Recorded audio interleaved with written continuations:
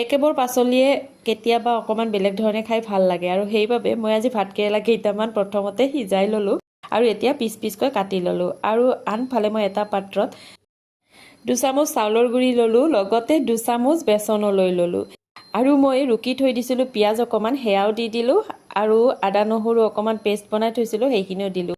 লগতে সোৱাদ অনুযায়ী নিমখ দিলোঁ, পৰিমাণ অনুযায়ী হালধি দিলোঁ আৰু কালজিৰা অকণমান দিলোঁ। এতিয়া মই পানীৰে ভালদৰে গোটেইখিনি মিহলাই ল'লোঁ। মই কি বনাবলৈ লৈছোঁ আপোনালোকে হয়তো গমেই পাইছে, তথাপিও কৈ দিওঁ, আজি মই বনাবলৈ লৈছোঁ ভাতকেৰেলাৰ পকৰা। মই ভাতকেৰেলাৰ পকৰা আগে পিছেও বনাইছোঁ, কিন্তু আজি খাবলৈ বেছিয়ে সোৱাদ ভৰা হৈছিলে।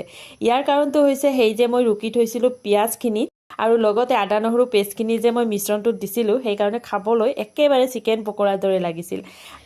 আৰু ইমান সোৱাদ ভৰা হৈছিল বাবে আপোনালোককো দেখুৱালোঁ। পিঁয়াজ, আদা নহৰু পেষ্ট সকলোবোৰ দি এনেদৰে ভাতকেৰেলাৰ পকৰা আপোনালোকে কেতিয়াবা বনাই খাইছেনে? যদি খোৱা নাই এবাৰ খাই চাব আৰু মোক কমেণ্ট কৰি জনাব কেনে পায়। আৰু দাইল ভাতৰ লগত এনেকুৱা যদি এবিধ পকৰা থাকে আৰু বেলেগ কি লাগে, নহয়নে বাৰু?